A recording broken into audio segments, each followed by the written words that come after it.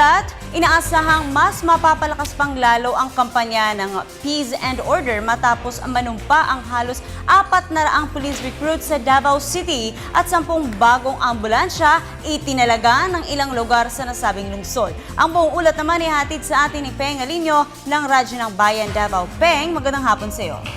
Magandang hapon sa iyo, Princess. Umaabot sa 377 bagong recruit na polis ang nanumpa ngayong Miyerkules para magsanay sa kanilang bagong trabaho.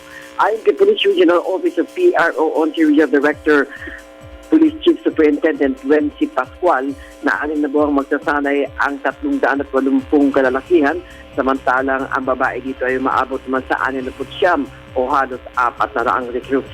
Automatic na anya na ang ranggo ng mga ito ay Police Officer 1 na meron na agad sweldo habang nag-training at naging ganap ng pulis. Samantala, hinihintay na lamang ng PRO 11 ang pagdating ng mga bagong baril para sa mga natitira pang pulis na wala pa ring armas hanggang ngayon.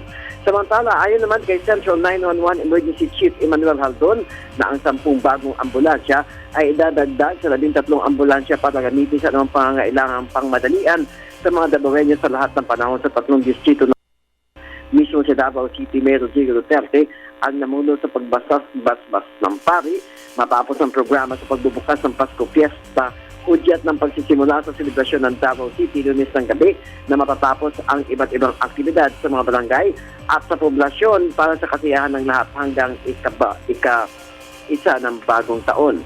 Anya, 23 na ang bilang ng mga ambulansya na lahat ay nasa magandang kondisyon. Ibig sabihin, mabilis itong nakaka-responde sa anumang emergency na itinatawag sa call center ng Central 911. Para sa Telebisyon ng Bayan, Peng Alinio, Radyo ng Bayan, Davao.